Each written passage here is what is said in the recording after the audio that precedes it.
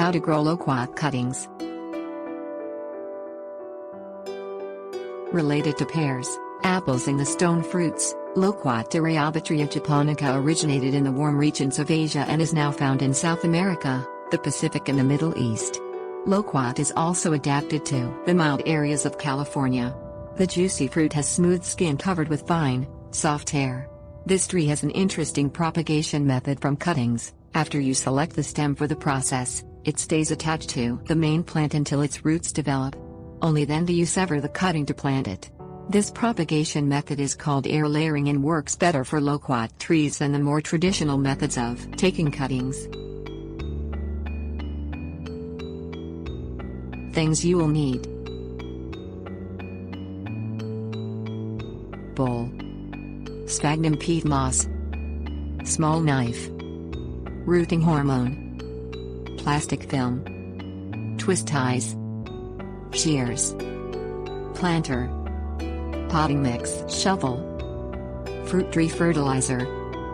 Fill a bowl with water and add 2 handfuls of sphagnum peat moss to it. Let the moss soak while you prepare the loquat cutting.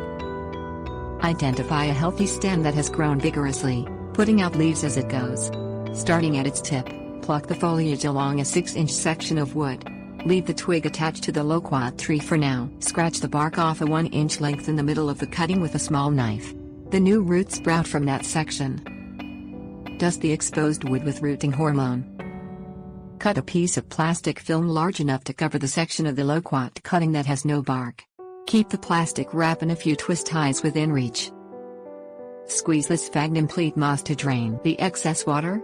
Place it over the hormone-treated area of the stem. Hold it in place with one hand as you cover it with the plastic. Wrap a twist tie around the plastic to keep the moss from falling. With that secure, adjust the fit, sealing the peat moss inside the plastic and tightly around the naked section of the stem. Use the twist ties to fasten the plastic cover. This covering keeps the rooting area moist. Treat the loquat tree as usual, watering and feeding it on a normal schedule.